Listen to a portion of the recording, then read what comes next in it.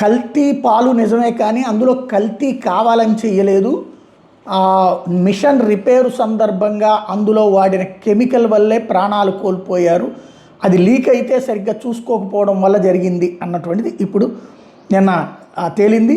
ఏదైతే ప్రజాప్రతినిధి అధికారులు చెప్తున్నట్టుగానే ల్యాబ్ రిపోర్ట్లు వచ్చినాయి అన్నటువంటిది ఇప్పుడు ఆల్రెడీ సాక్షి విమర్శిస్తుంది. కూలెంట్ అనే పదార్థం దాంట్లో అది లీక్ అయ్యి పాలలోకి ఎథిలీన్ గ్లైకాల్ కలవడంతో అది కిడ్నీలు ఫంక్షన్స్ అన్నీ పనిచేయించడం ఆగిపోయింది.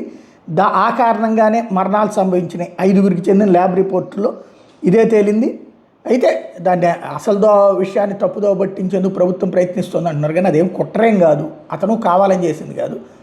ముందు అనుకున్నట్టు అదేదో ఎరువులతో వాటితో పాలు తయారు చేసింది కూడా కాదు, ఒరిజినల్ పాలే. ఆ ఒరిజినల్ పాలు నిల్వ ఉంచేటటువంటి మిషన్లో తేడా వచ్చింది, ఆ రిపేర్ వచ్చింది. ఆ రిపేర్ చేసేటటువంటి సందర్భంలో దాంట్లో రిపేర్ కోసం వాడినటువంటి కెమికల్ లీక్ అయినప్పుడు అది పాలలో కలిస్తే అది వద్దు పారపోయి అని చెప్పి వాళ్ళ బంధువు చెప్పినా కూడా అతను తీసుకెళ్ళిపోయటం, అది చేదుగా ఉన్నాయని చెప్పి అందరూ చెప్పారు.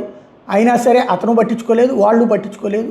ఆ చేదు తర్వాత వాళ్ళ ఇళ్లల్లో ఒక వ్యక్తి జీవితమో ఇద్దరి జీవితాలు కిడ్నీల అనారోగ్యాల పాలై శాంతం హాస్పిటల్ పాలై టాయిలెట్ కూడా రాక ప్రాణాలు కోల్పోయే కర్మ పడుతుందని ఎవరూ భావించలేదు. ఓ దారుణమైనటువంటి ఘటన వెనకాల ఆ పాలని పారబోస్తే ఓ 500-1000 రూపాయలు పోతాయి అనేటటువంటి ఆ పాల వ్యాపారి యొక్క ఛాదస్తం చివరికి అతను జైలు పాలయ్యాడు, ఎందరి జీవితాలు నాశనం చేసింది.